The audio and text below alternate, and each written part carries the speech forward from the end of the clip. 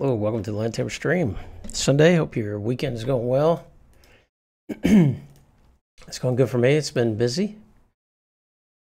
I have just one of the videos just popped on the series, the new YouTube series, which is How to Pass CCI Written. So check it out if you haven't already. Part 2, which is Learning to Learn. I just finished recording that and uploading that, so it takes time. I have been labbing though some today, not as much as I'd like to, but anyway, I'm going to keep that going. My goal was to get 2 videos done this weekend, which I accomplished, but it takes more time than I thought it would. So what I wanted to do is, I think there are 4 or 5 more left, and hopefully I can do just 1 a day. If I play my cards right, I'll just be able to release those 1 a day. I don't want to stretch that out too much; it'll lose interest. Anyway, that's going on, and then I did play a little bit more with some efficiencies in terms of the labs, like how to get them booted up, etc. So I know yesterday I shared some like commands that I was using. So I actually built these commands, some of them anyway, to just start up the lab into a script. So I got a bash shell script anyway. I figured that would be, quick and dirty. And I found like the sleep command. So I wanted to set it up so I could log in, and then it would wait a little bit before it tried to start the VM. And then once it started up the virtual machine, that it would wait before it actually launched the browser. So all that should, and I tested earlier today, it works. It happens automatically. So I just launched this script right here, and my VM starts. And it opens the login window and everything for me. So, anyway, I just played with that a little bit just to try to make it a little more efficient. But been doing a little bit of a few labs here, and we're about to do a multicast sparse-dense mode lab. I did it earlier, and then something came up. I had to leave, so I haven't finished. So I'm just going to start it over again because I need to learn the commands. But that's where we're at. Essentially, we are. Let me leave that open. Essentially, the requirements are for routers 6 through 10. Oh, well, we want multicast traffic from router 6 to router 10, with 6 as a sender and 10 as a receiver. And we're going to have 2 different groups. One is 239.111, I think. And then 240, 10, 10, 10. And we want to do sparse dense. So we want to have 240, 10, 10, 10 use the rendezvous point. So in other words, this will run in sparse mode, and 239.111 will run in dense mode. This shouldn't be too bad, actually. I actually wrote out the commands before, and I'm going to do it now again. So I think the commands here are just going to be IP multicast routing. Then we're going to do access list, standard access list, access list 10, permit 240.0.0.0. So standard access list, and it's just going to be any 240/8. So 239 obviously will not be in that group. And what we're going to do is we're going to tell the router to use the RP address for this using this access list, right? So it's pretty simple. It's just IP, PIM, RP address. We're still in static. We're still doing statically assigned. So this is going to be router 5, which is 150.111. Oh, and then access list 10. And then we do interface GI 0, 1, 146. IP PIM sparse dense mode. And then the next router is going to be router 4. This is going to be real simple topology. Then access, actually we can copy this. So this is going to be the same, except we're going to add 2 routers or interfaces.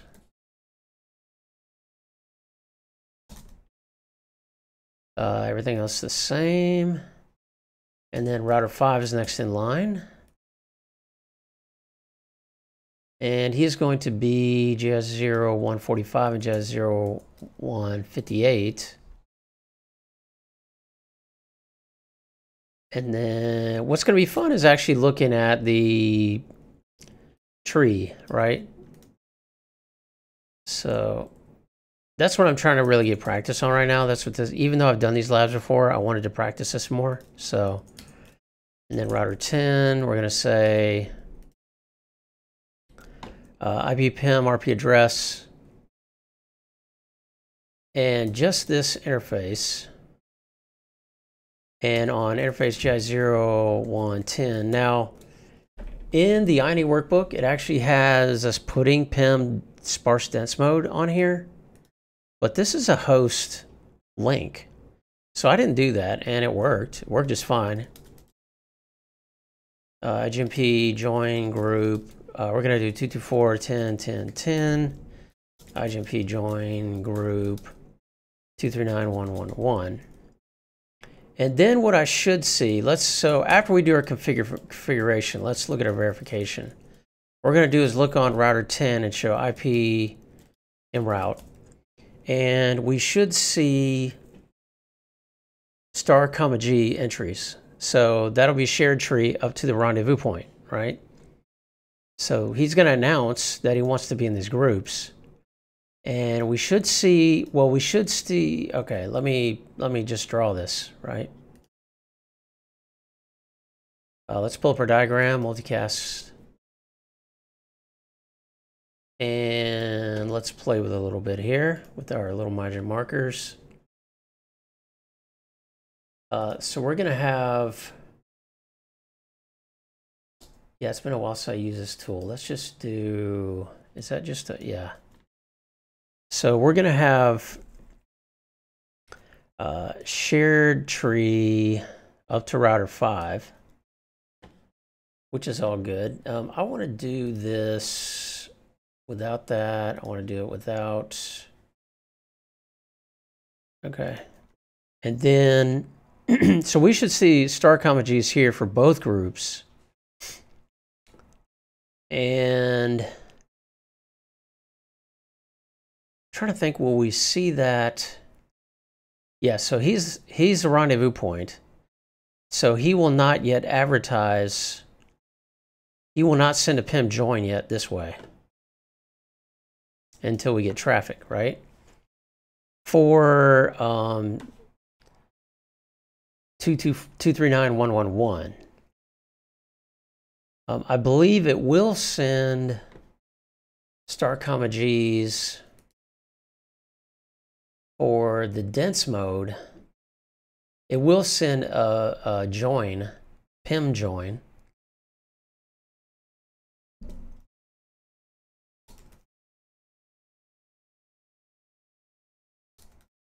So what we want to do is we want to look before and then after traffic is sent. And let's see if we can, if we know our messages here and sort of our state of what's going on. So yeah, I will expect star comma G's here up to router 5 for 240, 10, 10, 10. And I will expect entries all the way up the tree for 239.111 star comma G. And that is to let it know about receivers, right? I believe. Let's see. So let's enter our configs in. And I need to make this, I need some more screens. More screens. I was trying to keep the number of screens down because I've noticed this computer has been working hard today. And I hear the little fans starting to run. Okay, that we can close. That can go here. Yeah, let's get everything lined up. That still works, good. We will get this over here. I made this bigger for the video, YouTube video. You know what? This can go over here. So, yeah, we don't really need him anymore. So let's try our paste. Hopefully the paste will work. I don't see my extension anymore.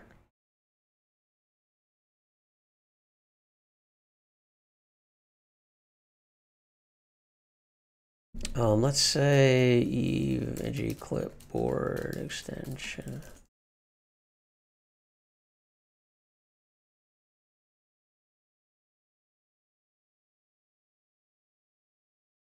Let's see. There is.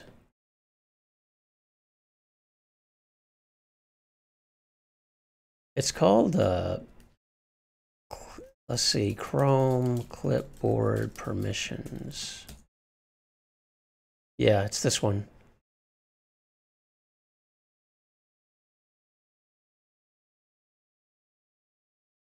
Yes, add extension. Okay. I did not mean to remove it the other day.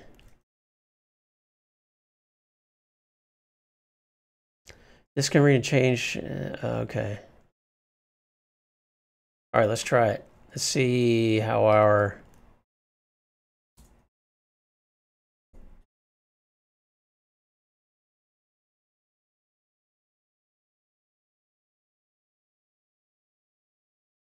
Okay, what I would do here is.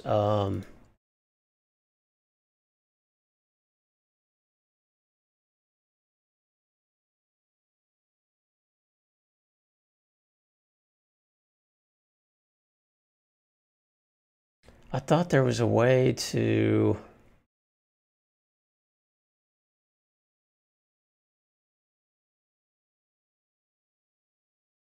Well, what do you know?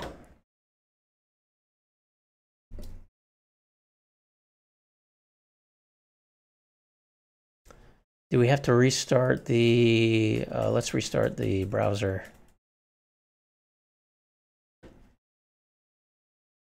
Since I just installed the extension, right?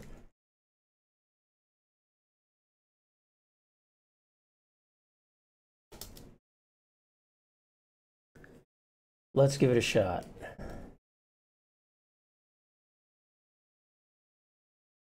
Reload all my windows here. I use a lot of windows during the broadcast. A lot of Chrome. Windows.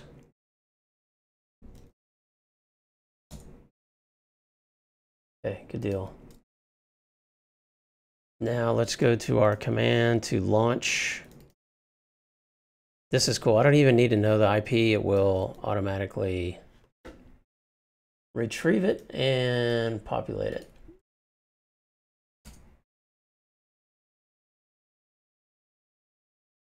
And I have to connect by IP because otherwise the Wireshark won't work. Wireshark wrapper.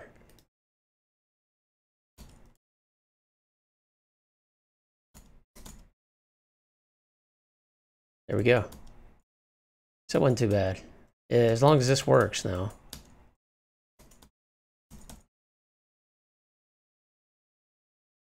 Okay, so it came up. There we go. We just needed to sort of, it looks like we needed to just reset the extension or the browser. Yeah. Okay, so that is router 6. Let's go to router 4. Oops. And hey, look, it used router 4's information. Nice. Notice here that you don't have to. Hey, new follower, Coffee Pot. Hey, I love that username. Also, I wasn't streaming when he renewed, but we'll give a shout out right now. Kieran John, thank you again. I don't know if you're in the chat, but thank you again for that tier 1 sub. We do appreciate it. So yeah, that's router 5. And then notice on router 5 that, now there are some particulars here that I didn't explore a lot of, but one is, I was just kind of going by the workbook, right? But one is, so loopback 0 is the RP address, 150.111. Oh, that's incorrect. This should be 5. Oh, I just realized a mistake. Router 1 is probably like, what? So let's go back to router 6. Now here's a question. If I enter this, will it add? Can you have multiple static RPs? You can, I believe. So show run section or include RP address. No, it takes the other one out. So that would be, that could be a problem in, let's say you had a small network, but you wanted redundancy. So you created you wanted two RPs. How do you do that? Is there a lab for that? Let's see in the workbook. Inquiring minds do want to know. So, sorry, I'm not really into like showing you that page. That's like the actual work with. These labs, folks, are from INE. So if you want to do them yourself or see all the explanations and see the actual workbook itself, definitely check out. The links are below on how to get the workbook. It's a great deal, I think, for what you get. As you can see, we're working on sparse-dense. I wanted to see if there was one for multiple static RP.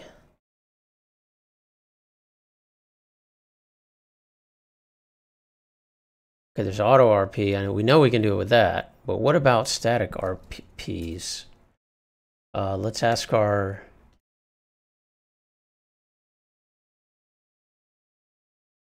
Let's ask the boss here. PIM. Basic IP multi. There's not a lot in here, by the way.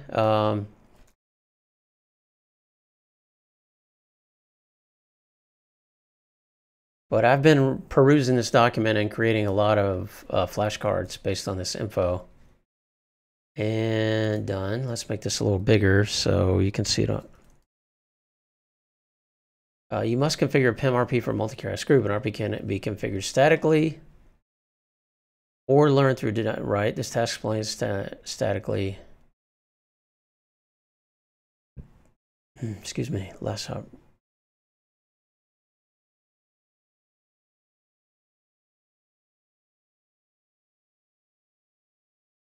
Yeah, as you can see here, this is what is going to happen in this lab.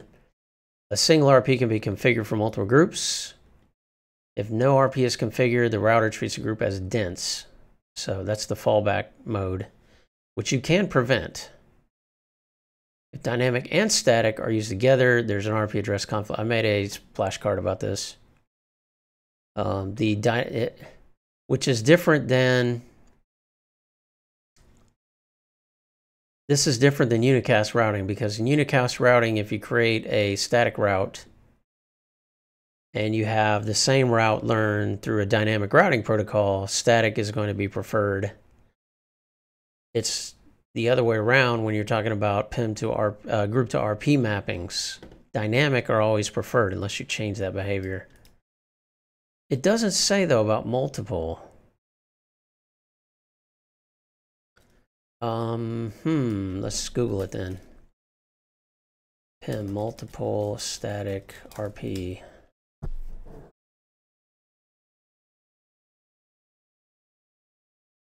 Someone else asked the same question.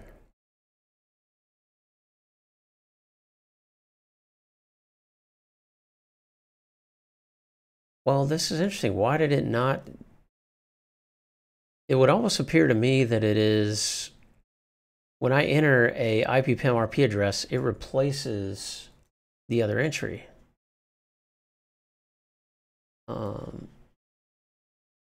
That's, I thought, what I saw happen just now.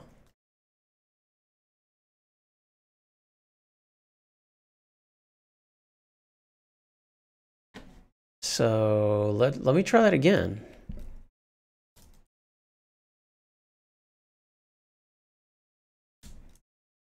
Oh, you know what? Only one can be configured with a single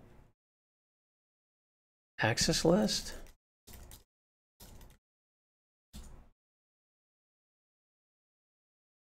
Yeah, that's why. Okay, that makes sense. Obviously, I can't have multiple RPs with the same access list. I don't think.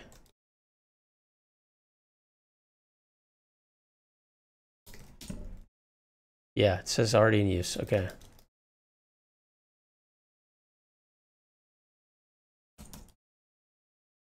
Interesting though, it did, when I pasted that in there, it took it.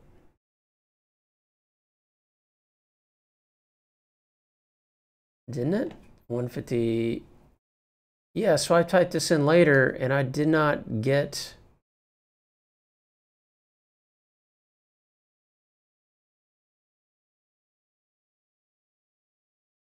It didn't show me this error before, did it? Weird, just parser weirdness there. All right, so I need to go back and change these. IPPIM RP address 1.1.5.10. Notice though if I change that. Okay. All right. Okay, what else do we need to configure here? Okay, we did 6, we did 4. This needs to change.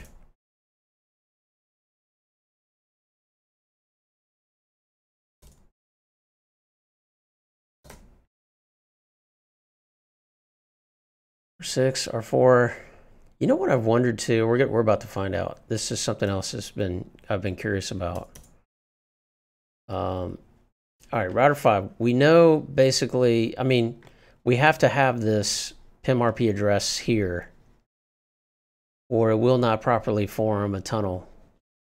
It will not properly forward traffic. I have found that to be the case. Always look at each of these lines. It's like, where exactly do I need IPPIM-RP address? So I'm thinking I don't need it down here because, I mean, it should probably be there for administrative like consistency and standardization. But do I absolutely have to have it? That I don't know because these are going to be on a shared path tree anyway. Oh, you know why I need it? Well, do I?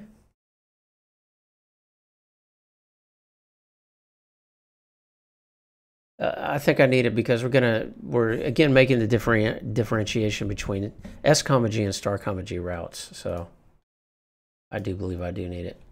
I do believe I do. All right, that's there. Now let's go to down the line to router 8.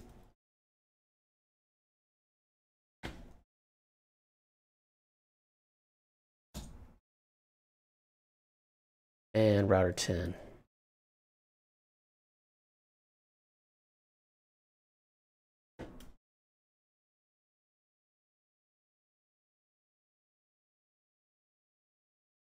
All right, copy paste has been working. Yay, hooray for copy paste. When you copy paste stops working, that's when things get really frustrating here on stream, and you see the LAN timer starts to turn different colors on stream here. Okay, so let's do our verification now. What I should see here is, oh, did I not enable? This is going to be the death of me, folks. I'm not. I have it here.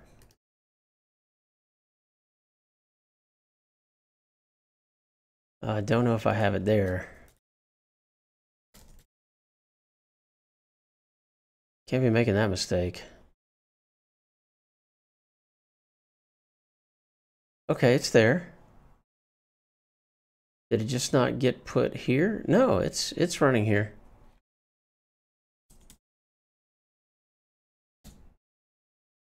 Okay, I don't see any routes here. That's interesting. I should see some on 8 though, because all right, what's going on? Our interface is up. The interfaces did not come up automatically. no shut, interface JAWS 0, 1, 108, no shut.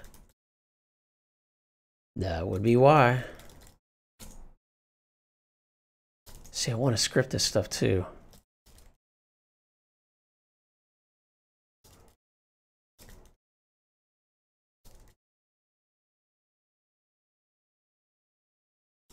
Okay, now we should get our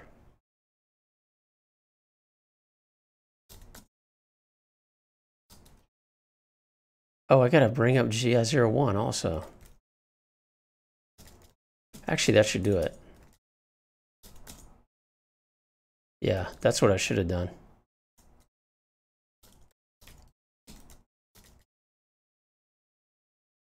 There. Did I do it over here? No.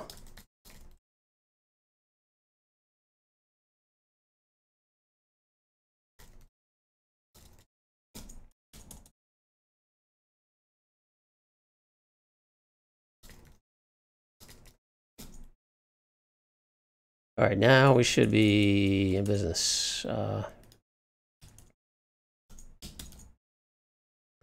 So, show IPM route. Okay, so far we only have, my other interfaces, are they up? Show.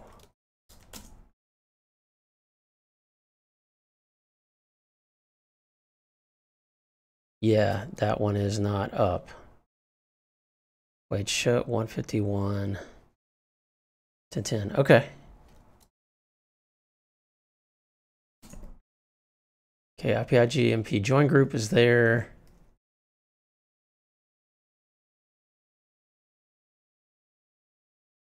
Okay, so all we have is, now I would expect to see these groups here, 239, 111, 224, 10, 10, 10, because the router should send a PIM join to his neighbor, router 8. And it should be listed here as local. You know what? RPF check is probably failing because IGP is still converging. That's probably what the issue is.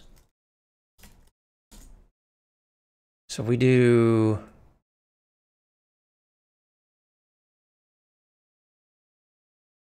now let's check it.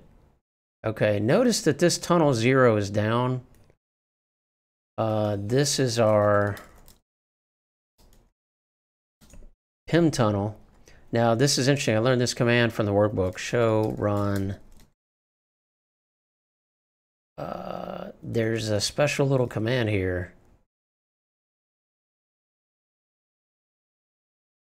I think it starts with a D. Derived. Show derived config. Check that out. In cap. So it could be that we don't have, yeah, this is kind of, I didn't even know this was here. But this is like a configure. So essentially when you set up an RP configuration, the parser will actually build a configuration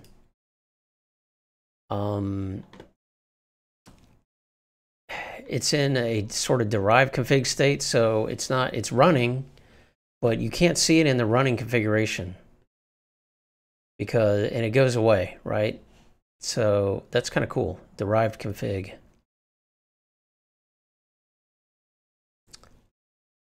In fact, I want to screen cap that because it's kind of cool, new stuff.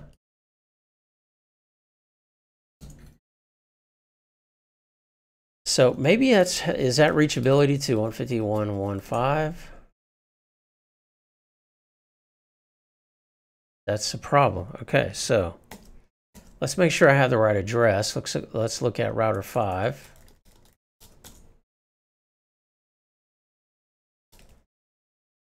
Oh, it's 5.5. That's a problem. Okay. We're going to get this command down. 150.1.5.5. And router 6.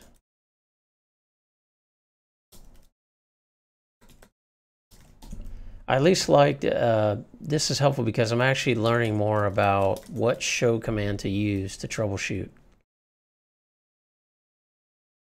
Whereas I think the last time I did this, I'd make a mistake like that and I'd be like, where do I start? So it's good, we're making progress. Yeah, 0, IP, PIM, RP address 10, and then router 8.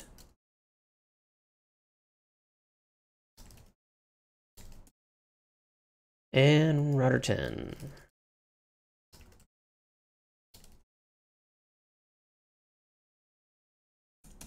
Okay. Now, ping 150.1.5.5. Okay, we have reachability. See, that's the thing. I think my thinking was good there. It was a typo, but in the end, your multicast topology, it's independent, but it is dependent on an IGP. So that's one of the first things to check, right? Has your IGP converged? Is your IGP, do you have reachability? By the way, I need to update as I'm going here and studying. And I mentioned this in my written video series. I have a mind map or multicast here. And I need to sort this out real quick. So I got topic notes. Yeah, this used to say written. Now it says just topic notes. Multicast tree, building process. Yeah, open with MindNode Pro. I think this is right. I might be wrong. Is from an, are you sure you want to open it? Yes. Yeah, I think I'm going to remove the other version because I have 2 versions of MindNode. One of them is newer, which I don't have a license for. And so it can only, it's read only. Okay, this is not the one. Let's go ahead and remove that because that's always takes me a second or two to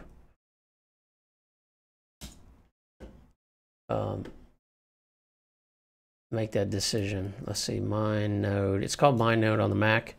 There are free versions of this out there, folks. Like community version, not of MindNode, but MindNode has a free version, but it's read only. There are mind mapping, open source mind mapping softwares out there, applications out there. I have MindNode Pro, which is the older version, so I'm going to delete MindNode, which is the newer version.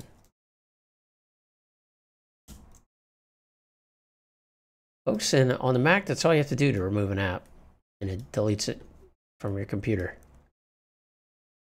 Okay, so what I wanted to do here is I have dense, sparse. This should say sparse-dense.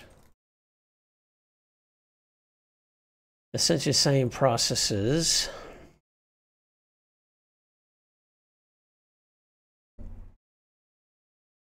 And what you want to do is determine groups,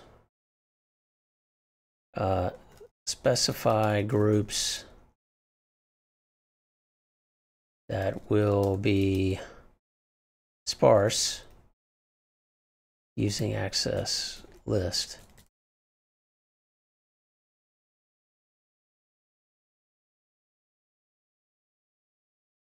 Okay. Yep, so we want, can I change these colors? Not a big deal, but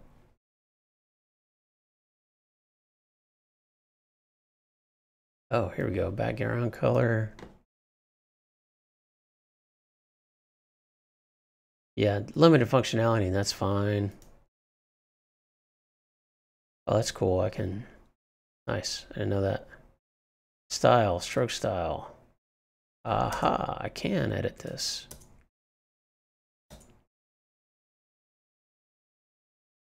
I don't really want to go down this rabbit hole.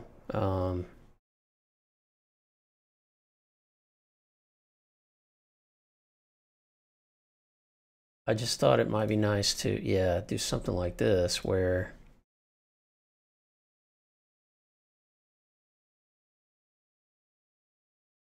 Make it a little easier to read, at least.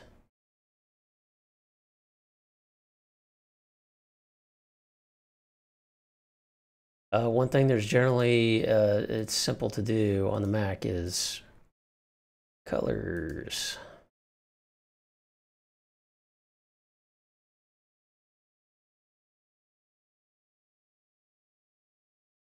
All right. That's a little easier to read, right? Okay, determine pin mode. Good.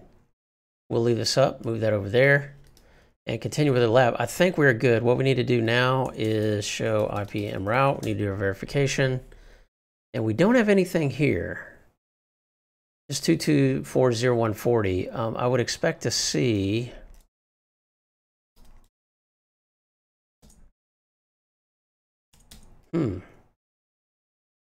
So why did... See, router 10, let's look at his configuration.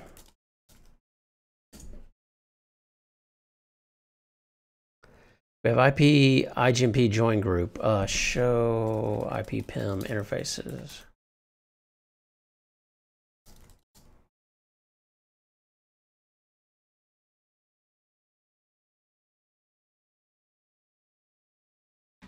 Okay, DR protocol. All right, version 2. That is correct. Ping 151. This is good. I wanted to do some troubleshooting on this because I've been doubting my ability to sort of work through some of these multicast problems, right?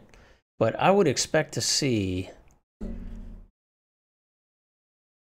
So router 10 would send... When I add an IGMP group message here,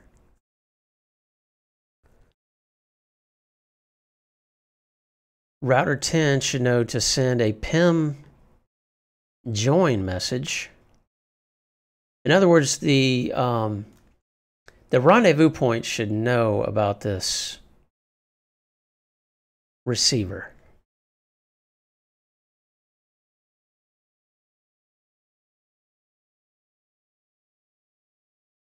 And what I'm wondering now, if I do show access list 10, do we actually see hits on here? No. 240, is that right? That's wrong. That's the problem.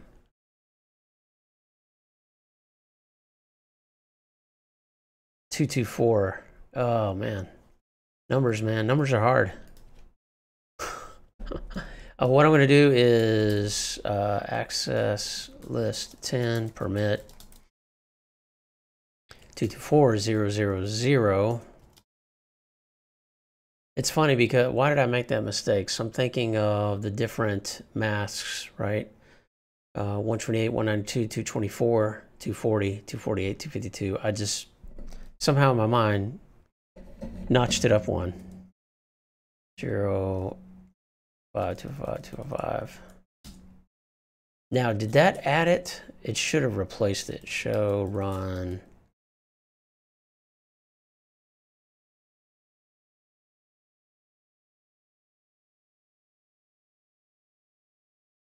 Yeah, it added it. So no access list 10 permit 240.0.0.0.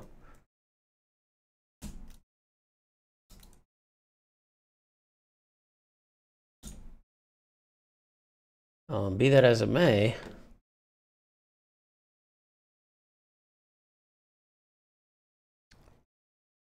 interesting. So that takes it out.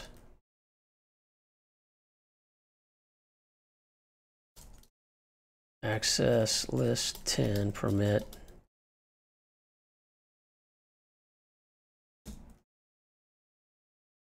The thing is, though, even with the access list being wrong,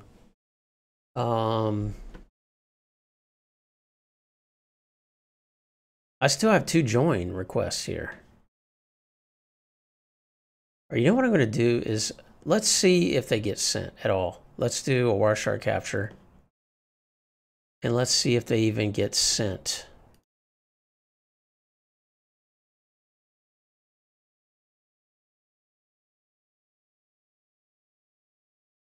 I'm going to take those configs out and I'm going to put them back in.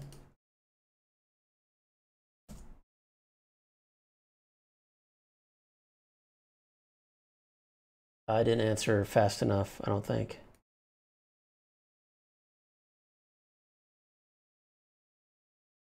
All right, it's listening.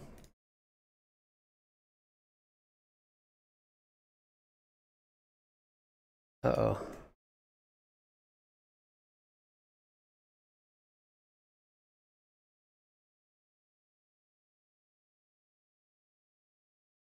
Capture warning, sync pipe for child. Wait, put it enter. I'm starting to kind of understand. Oh, it wants to.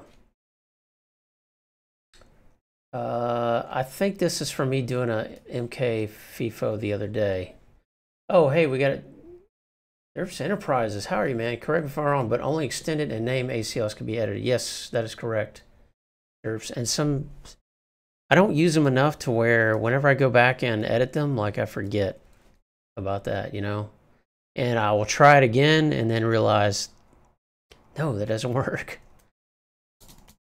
I did something the other day in a script with MK FIFO, so I think I broke something. That's it? Okay.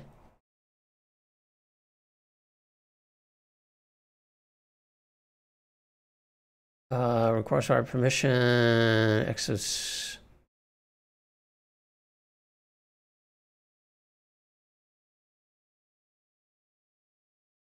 I bring farts too. Oh man, I have them all the time. So how do I see them? Oh, these are here. You know what? I bet I need to just remove these. Somehow there is a duplicate. And that's why the script is failing. So, which one is it? 163.100? I want to remove all of them. BUNL0_5_1. Oh, that's per router, right?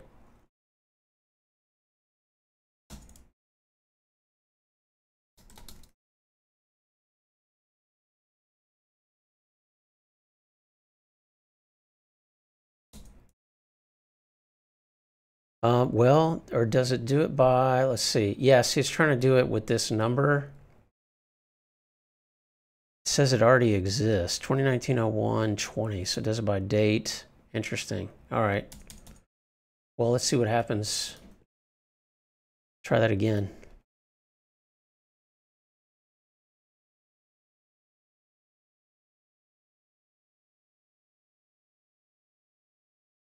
I just had to do it again, that's all. You know what? I bet I typed the wrong password. All right, it's working. Good, good.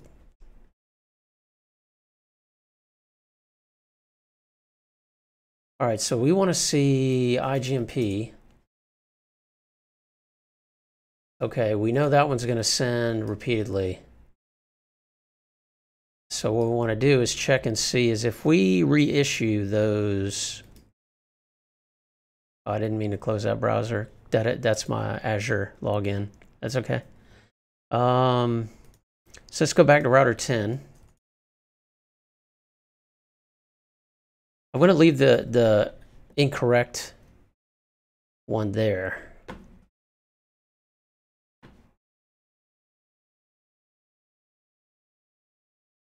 Okay, this is something else that I learned from the written. See if you know why this is, all right? So I just got some IGMP request from router 5.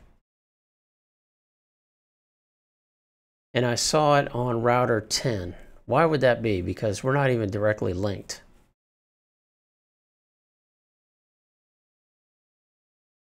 If you know the answer, type it in the chat.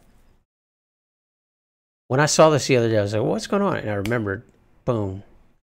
Right away from studying spanning tree native VLANs. Very important information to learn. But basically, you know, like router 10 right here. Of course, we're using sub interfaces. That should be the clue. Remember, even if you, this is a question that comes up a lot about spanning tree. As we know, the actual topology for INE, since we're not using physical routers, where did it go? Oh, it's over here. We're using a hub, basically, right? And then, yeah, we're basically just using a hub and sub interfaces. So IGMP traffic that's a layer 2 message, right? That's layer 2. And this is why you cannot ever like remove VLAN 1 because, well, you can remove it from a trunk, like as being allowed on the trunk. You're still going to find traffic that is allowed and is not tagged. So certain types of layer 2 control protocols do not use a VLAN tag. So, hey, we got a new follower. Thank you so much for that follow. Wushu Yasuki. I hope I said that right.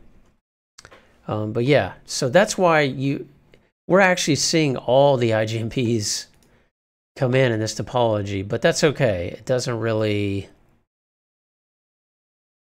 because of the layer 3 protocol controls that are in place, we don't actually, you know, the PIM registers are sent as layer 3 traffic, and that's what's key here, right? So anyway, we're going to have, we still don't see one though for 224.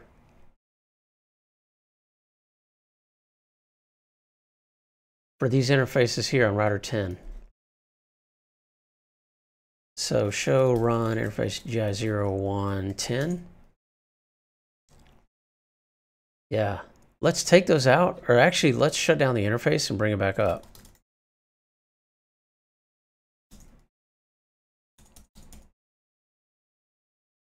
And then we'll do a no shut.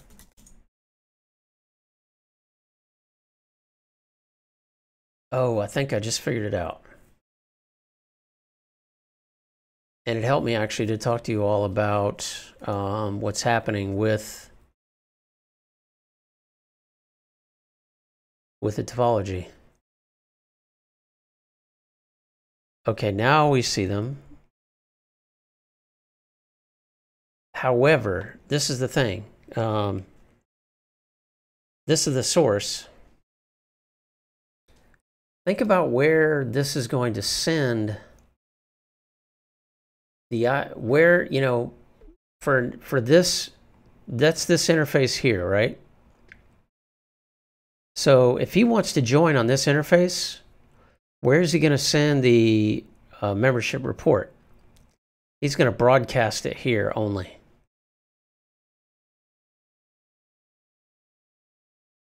So in effect, I think that's why, well, router 10 should then send a PIM. I still think it needs to send a PIM.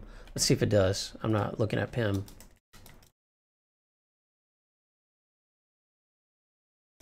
Or a PIM.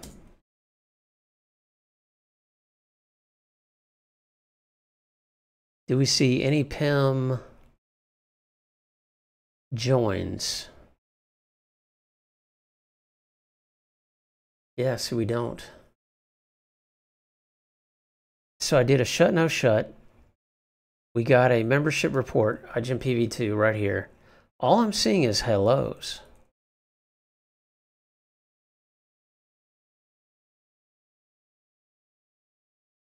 So I think what has to happen here, and this is what was in the workbook, is in order for PIM to sort of act on behalf of this segment, I have to enable PIM on this segment as well, I think is what has to happen. If I'm initiating It's one thing if like there's a host down here and he's sending an IGMP membership report and on this interface, and the PIM listener receives it, he's going to obviously relay it up to the rendezvous point. But if I am sending, that doesn't necessarily tell this interface that it needs to send a PIM register, because we're sending it. We're not necessarily receiving it. Okay, makes sense. This is an unusual topology too, well, not unusual topology, but this scenario is where, you know, the router is going to act as a host. But in order for it to work properly and signal properly with PIM, we have to put the host network also as a router network. So let's do it. That should solve the problem. GI 0, 1, 10, and that answers the questions I had. IP, PIM, sparse, dense mode. Okay, now we should see the PIM joins.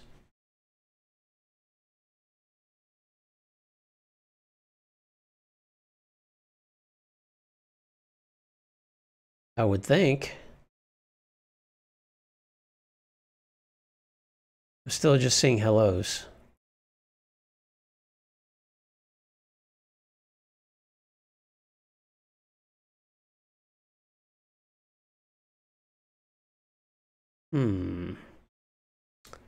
Why would a router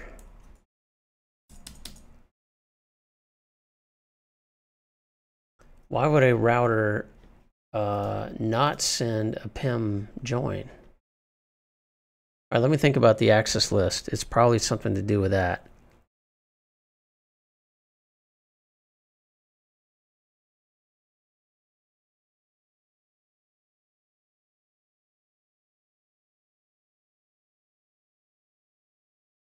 It probably has something to do with the implementation of the access list. Let's see.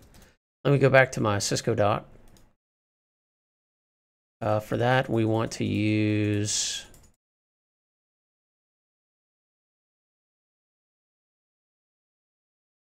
I did not see anything else in the config guide. Let's go back to the config guide and see.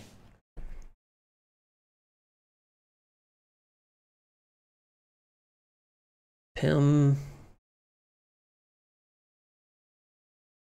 basic multicast, single static, IP multicast routing, IPPM, sparse mode.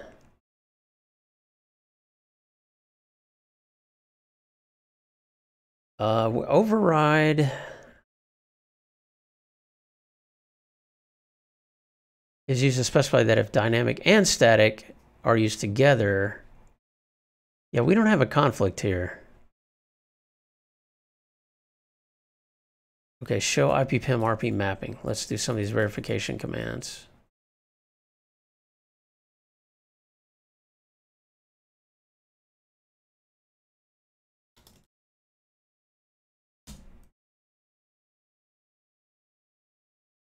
ACL10 static, and there are no groups showing.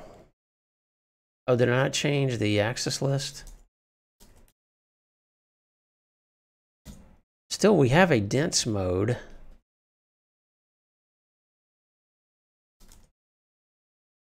(239.111).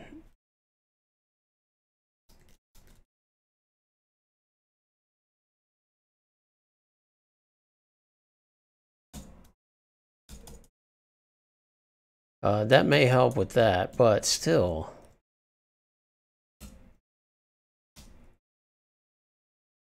Interesting. Show IPPM RP mapping.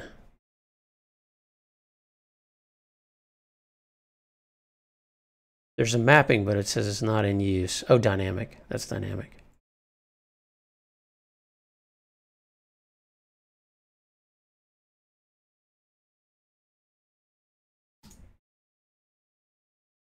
How about 239.111?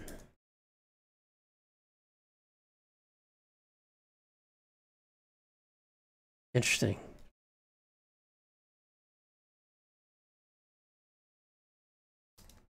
Show IPPM interface.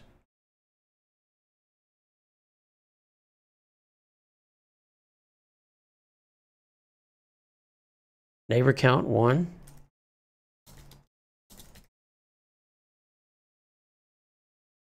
The modes are showing DR priority mode SPG. Oh, that's like the neighbor capabilities.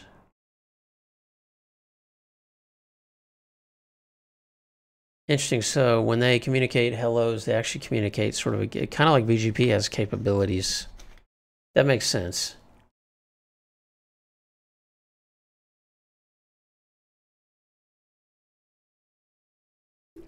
PIM can change its behavior when it knows it has a different version of a neighbor attached.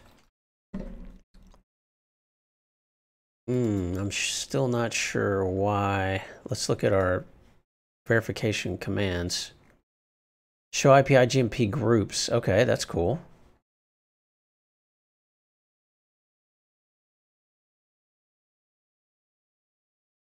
Aha. 239.1.1.1. 224.10.10.10. Last reporter.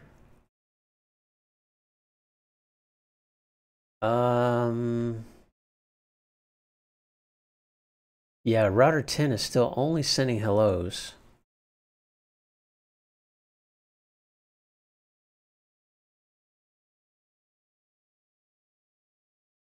And I am not sure why.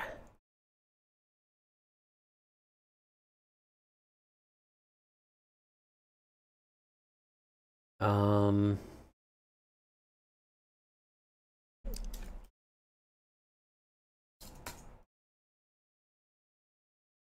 may have to resort to looking at the workbook. All right, let's see what we did wrong here. Well, let me go ahead first and... Oh, invalid. Wait a second. We got something here. Invalid RP join. Received 224.0.140 join. Or invalid RP. Oh, because this doesn't match. Maybe that's the problem. It cannot communicate. All right. IP access list 10. Permit 224.0.0.0. Oh, access list 10.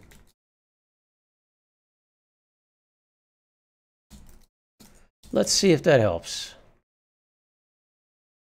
Yeah, he's so I may not be able to point out exactly why it's still failing because some of them are configured correctly, but for good measure,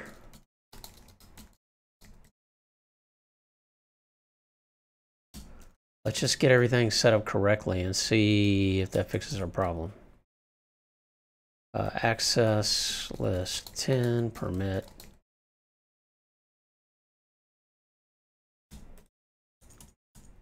Okay.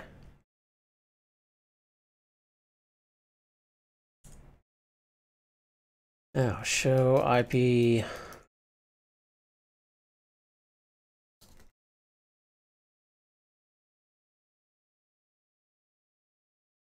All right, what should we verify first? First, we should verify show IP PIM tunnel. Okay. And it is up. 150.155, 151, 108.10. All right. Let's show it here. Show IP PIM tunnel. All right, it's up. And let's look at now router 5. Show IP PIM tunnel.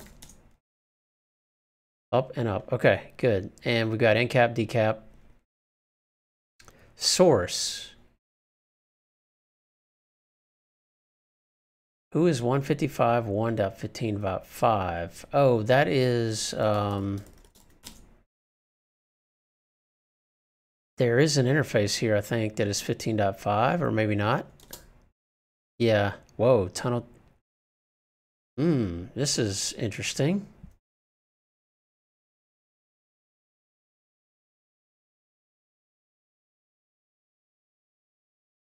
Oh, well, let's see that derived command is going to help us now.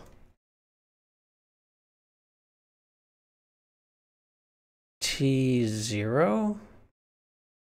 I don't know what's going on here. Tunnel 1 is correct.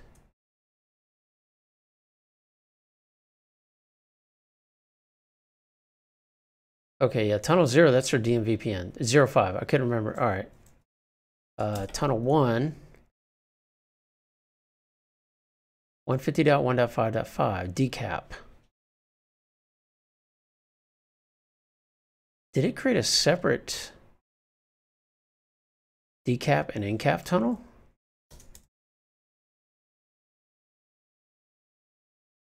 Incap. Decap, incap. Thought I saw another one though.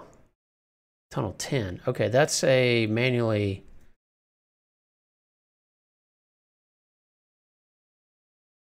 That's a regular interface.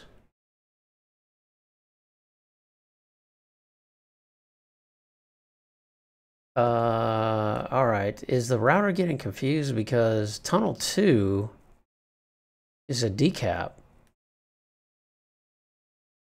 Is it just taking the next highest tunnel or loopback interface?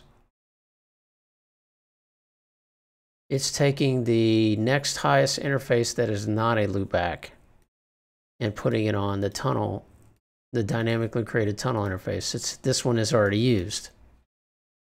Maybe that's what happened. I don't know. Show run. It's because I have 2 entries in here. No, there's only 1 right now. All right, that looks a little weird to me, but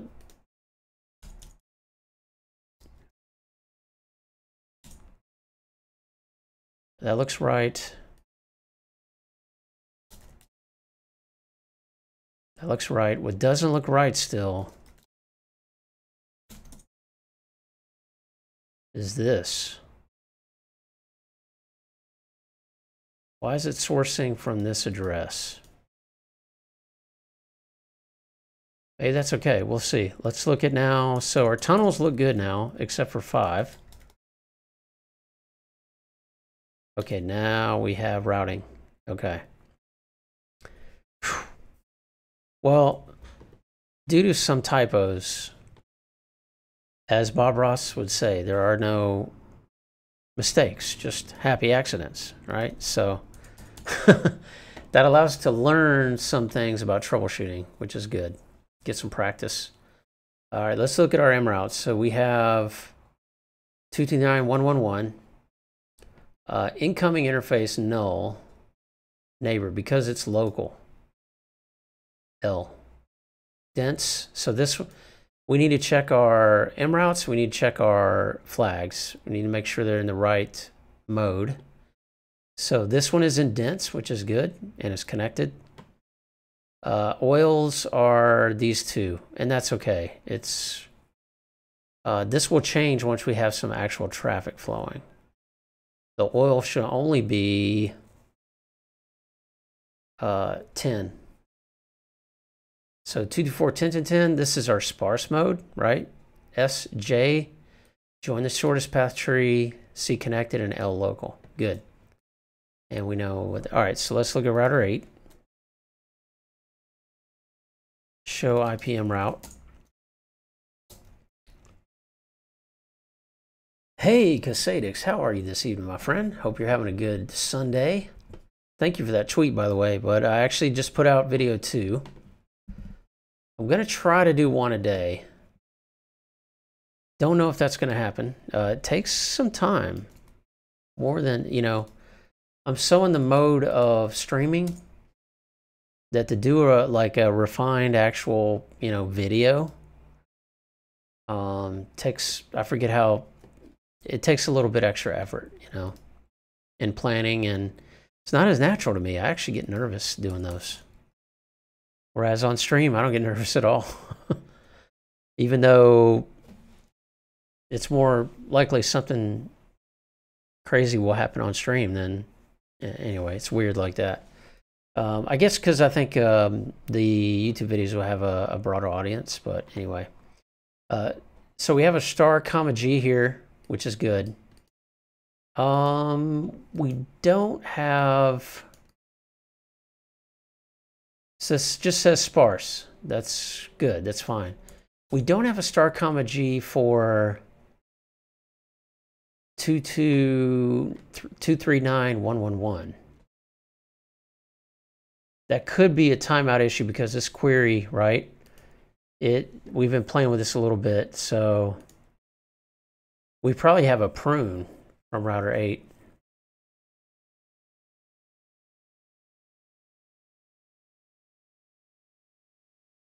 No, that's 224.1.0.140.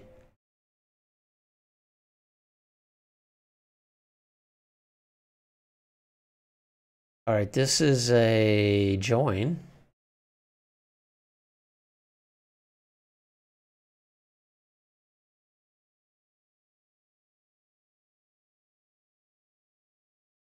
However, we probably have a prune. Let's just verify that. 224.0.140.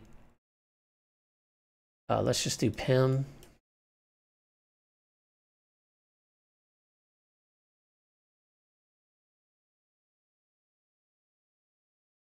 And this should be coming from router 8.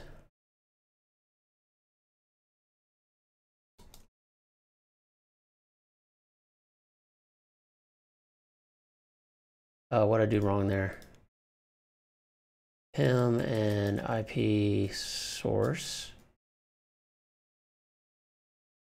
Did they change something? No, IP source. Or. No, we want PIM and IP source 151.58.8. This is router 8. Yeah, 58.8. Okay, there we go. So I should see along the line a prune here, or 239.111. If not, I'm going to wonder why I don't have. Can there be multiple groups? No. Each group gets its own message. Yeah, there should be. These are in groups of 2. You know what? I don't even think I got a join for that. Yeah, I never got a join for 239.111. Why is that?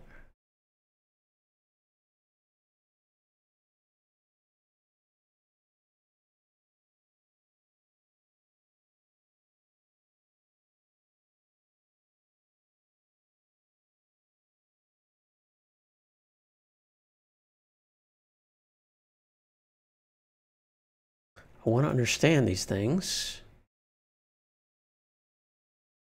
New follower. Stipok92, thank you. Welcome to the stream. I hope you enjoy the networking and the good bits that are seen on the wire here. Yeah, okay, so we've got 2 groups.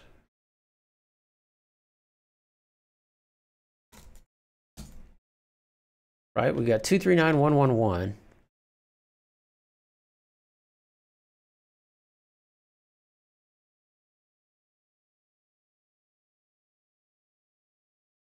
And we have a outgoing interface list towards router 8. It says stopped.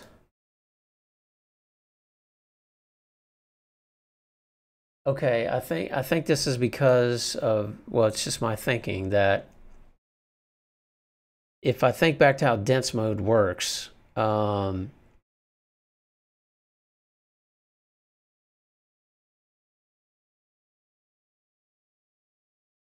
there's no real notification. You know, the router doesn't have to register with the RP, right? So the only consideration here is if we have on each segment, we have to elect a querier, and the querier decides, you know, well, we should get a membership, a PIM. I think we still get a PIM join though. Now let's go back to a quick. We advanced to dense or sparse mode, but we need to review dense mode again real quick. This is a decent document. This is Cisco's. Anycast, Bootstrap, no. PIM configuration guide, basic multicast.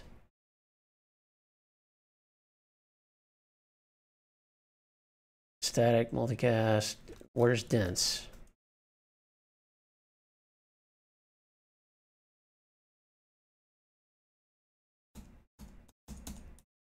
Wow, they don't even really talk about it. Let's go back to this config guide.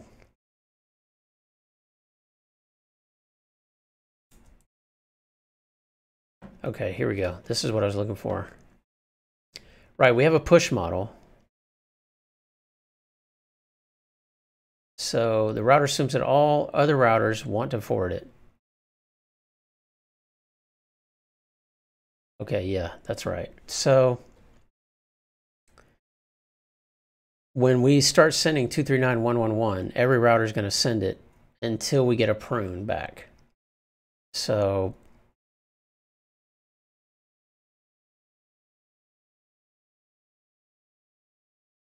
if a router receives a multicast packet and has no directly connected members or PIM neighbors present, a prune message is sent back to the source. So that would be the case, for example, if, well, this is a very simple topology. But if router 6 starts pinging 239.111, the packet will arrive here, and router 4 will say, I have a PIM neighbor over on this segment. So he is not going to send a prune. He will forward it to his PIM neighbor. Router 5 will do the same, router 8 the same, router 10 the same. Now, if this is forward out and no one has, well, that doesn't really apply either. How is the prune sent? If a router receives a multicast and has no directly connected members or PIM neighbors present, a prune message is sent back to the source. Subsequent mode not flooded on this prune branch.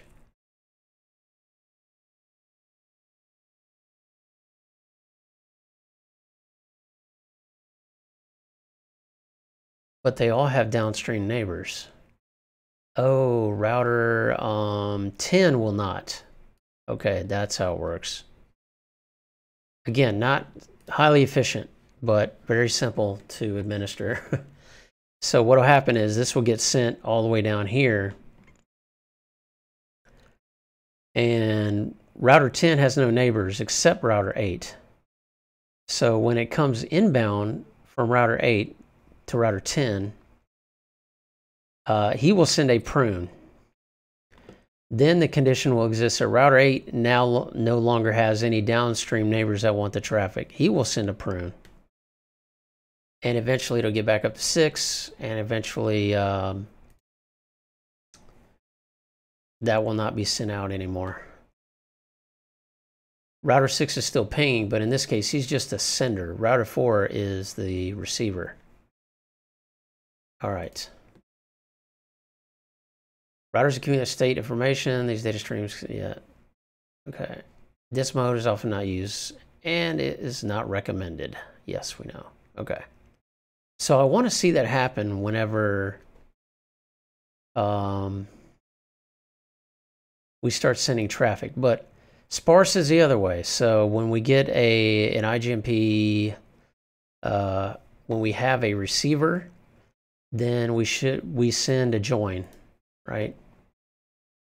So that we can register with the RP. The RP, does he send it upstream? I don't think so. So let me look, show IP en route. Yeah, so we have star comma G for 224.10.10.10. Sparse, but it will not be or should not be on router 4. That's right, okay.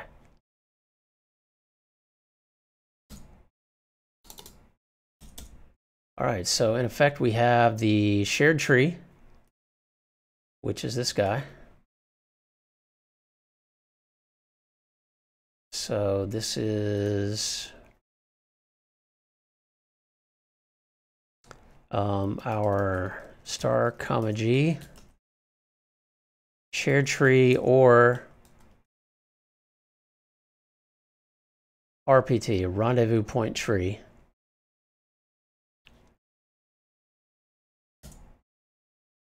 And that's all we have right now in our routing tables. So R5 knows about the receiver. So now what we need to do is generate some traffic from router 6. And you know what I'm going to do first is send to a bogus group. So let's go to router 6 and just send 239.222. All right, so like I said before, let's test the theory we were just talking about. We should see a prune be sent out. There it is. All right, just as I suspected. All right, so the traffic goes all the way down here. Router 10 gets here. He's like, I have no PIM neighbors. I have no listeners. Prune it. Router 8 does the same thing, same thing, same thing. And this should time out after 3 minutes, I think. After 3 minutes after the last ping. Let's see if that is the case.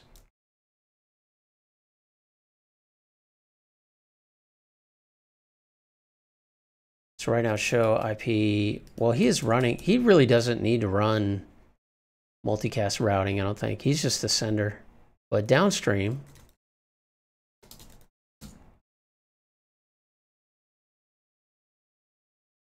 or 6. Okay, yeah, pings have stopped. So, all right, we have a star comma G, 239.222. Incoming null. D is dense. Outgoing, I forward it both directions to neighbors.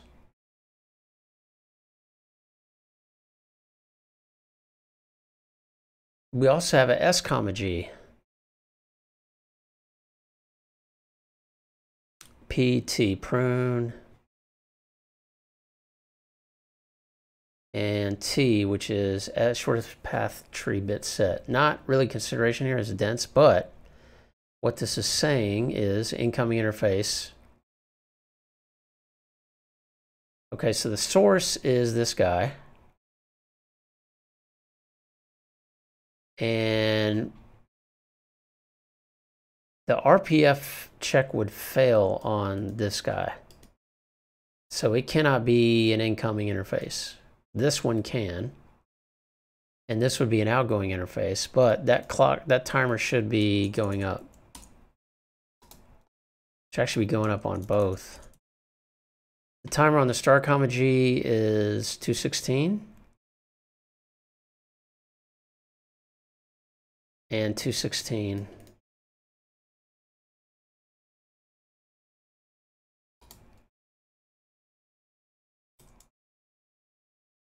Oh, that's counting up. This is counting down, isn't it? Let's see what happens when it gets down to 0.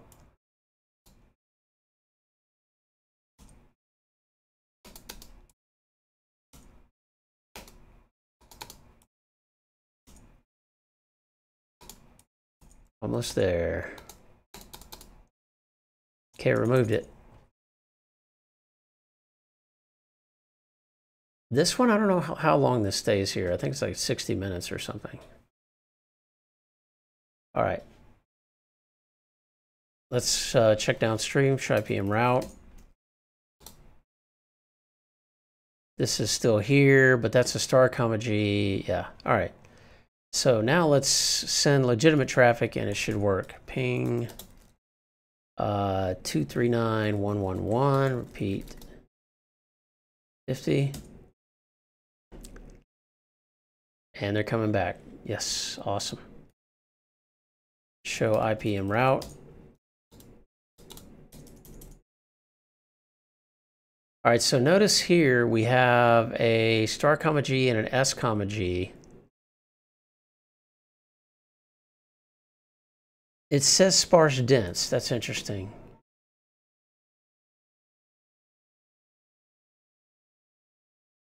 So it looks like in dense mode, we would only see, I believe, we would only see 239.111 star comma G.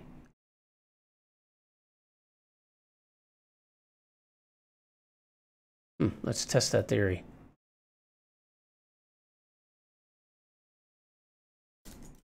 Interface JAZ 0, 1, 146. BPM dense. Interface JAZ 0, 145. IPPM dense. Interface JAZ 0, 145. IPPM dense. Interface JAZ 0, 158. IPPM dense. And then router 8.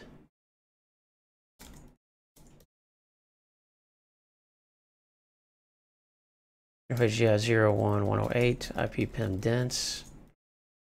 And then finally router 10, IPPM dense. JAZ 0, 1, 10, IPPM dense. Show IPPM interface dense. Okay.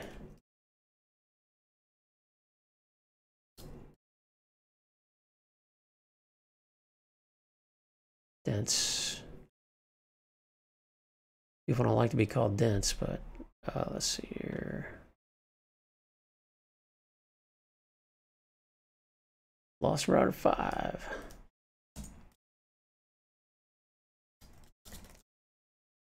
Dense, dense, dense. Okay. Oh, I must have that's probably why. Show run interface T10. I left this running the other day. That's from another lab. That's why we had that craziness on interface tunnel 10.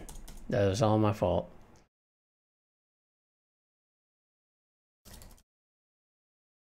Dense, and let's IPPM interface. So I don't even think this has to run here. No IPPM.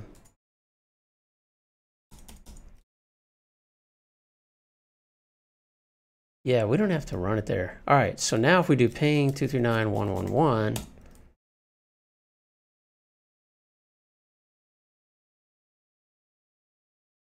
let's look at our en route tables now. Still has an S comma G there. That might be timing out though. No, that clock goes up. Okay. So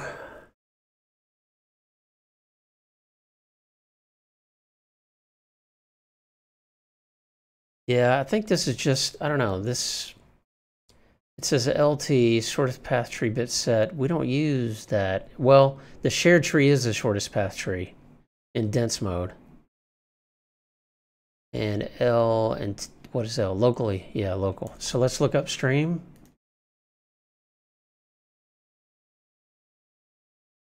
See, it does show the S comma G.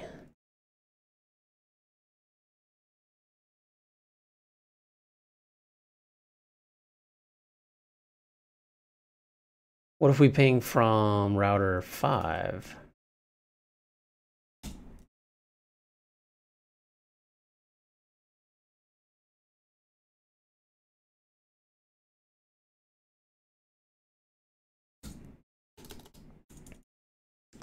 Yeah, I'm not sure why it does that.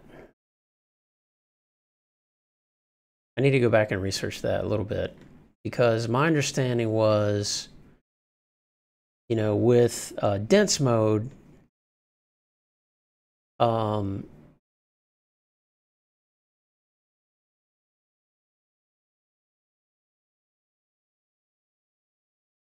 yeah, I'm just going to go back and review.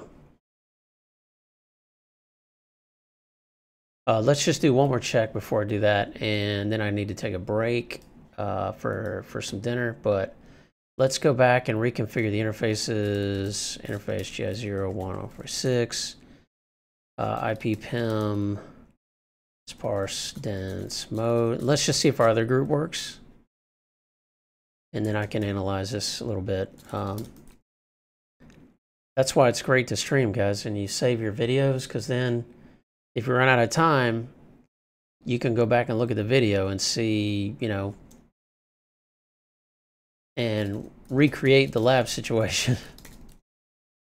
One big benefit of streaming your labs. Or recording them, even if you didn't stream them, and if you just recorded them for yourself. Interface jazz 0, 1, 45, IP PIM, sparse dense mode.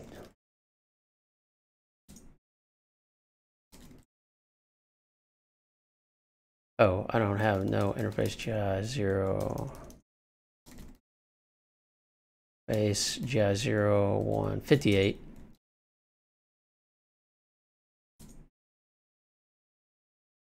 And then here, interface jazz 0, 1, 58, IP PIM, sparse dense mode, interface jazz 0, 1, 108.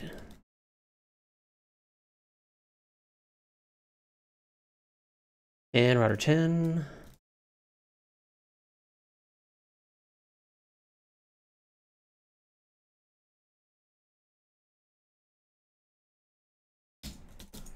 I don't think I need to run it on 0110, but no IP PIM dense mode. Let's just see.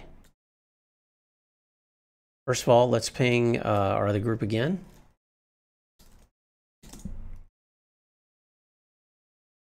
Yep, and then ping 224 10 10 10.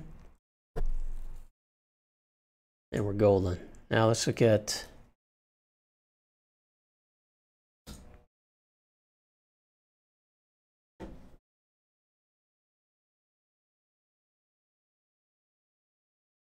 oh, this says prune already. Okay. Yeah, but we do get our S comma G and we get star comma G for both.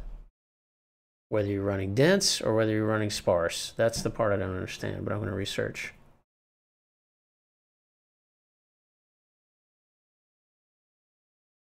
Let's run a few more pings.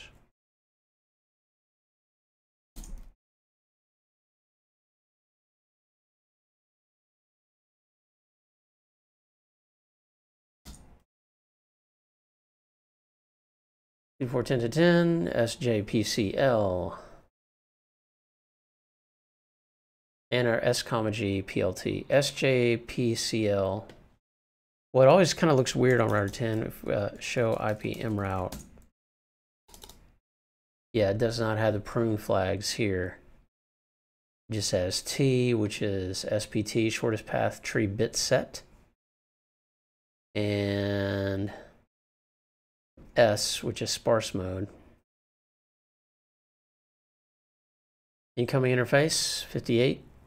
RPF neighbor, outgoing interface list, 1 and 108.